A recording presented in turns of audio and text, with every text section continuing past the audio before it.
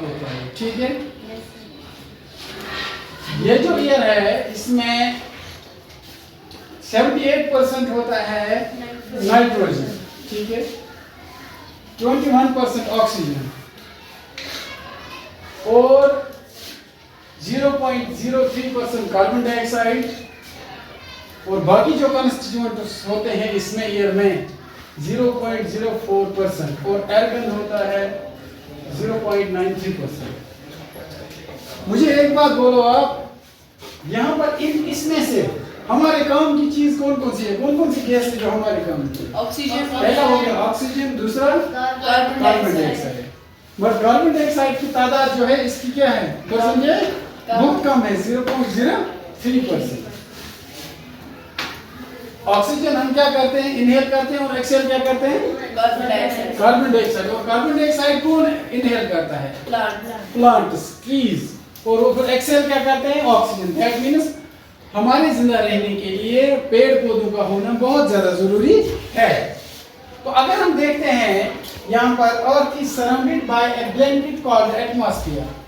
हमारी जमीन जो है जिस पर हम रहते हैं, इस जमीन के इर्द गिर्द एक ब्लैंकेट है, कमल जैसी है, ठीक है, एक इनविजिबल कमल जैसी है, एक तह जैसी है।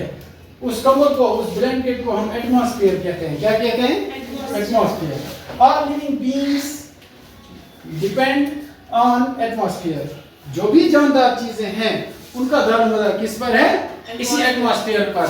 ये जो ब्लैंकेट है एटमॉस्फेयर की, इसी एटमॉस्फेयर पर तमाम जानदारों का दारोमदार है। क्योंकि हमने ऑलरेडी पढ़ा है यहाँ पर ऑक्सीजन और कार्बन डाइऑक्साइड कितने जरूरी गैसेस हैं हमारे लिए।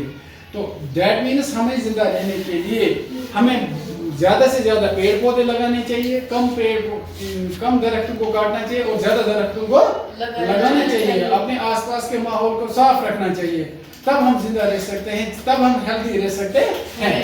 All living beings depend on atmosphere. It provides us air we breathe. हाँ, क्यों हम सब का दारोमदार क्यों एटमॉस्फेयर पर है? तमाम जानदारों का दारोमदार, लिविंग बींग्स का दारोमदार क्यों एटमॉस्फेयर पर है? क्योंकि ये एटमॉस्फेयर जो हमें सबसे इम्पोर्टेंट चीज हमें जिंदा रहने के लिए चाहिए वो है एयर, जो हम सांस लेते हैं, जो ऑक्सीजन हम लेते हैं, ठीक है, कार्बन डाइऑक्साइड हम छोड़ते हैं, ऑक्सीजन हम लेते हैं, इनहेल करते हैं।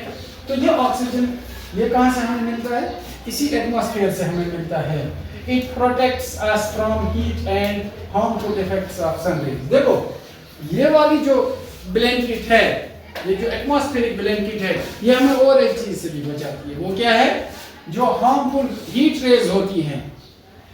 हीट रेज इतनी खतरनाक होती हैं कि अगर ये ब्लैंकेट नहीं होगी, अगर ये एटमॉस्फेरिक ब्लैंकेट नहीं होगी तो हम जिंदा जल जाएंगे, इतनी उनकी हीट होती है।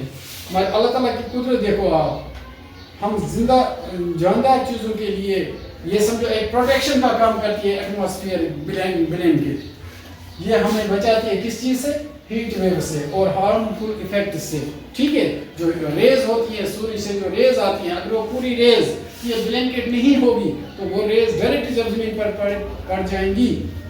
अगर वो डायरेक्ट पड़ती हैं जमीन पर तो जिंदा चीज़ें जो भी दुनिया में है, ठीक है, वो सब मर जाएंगे।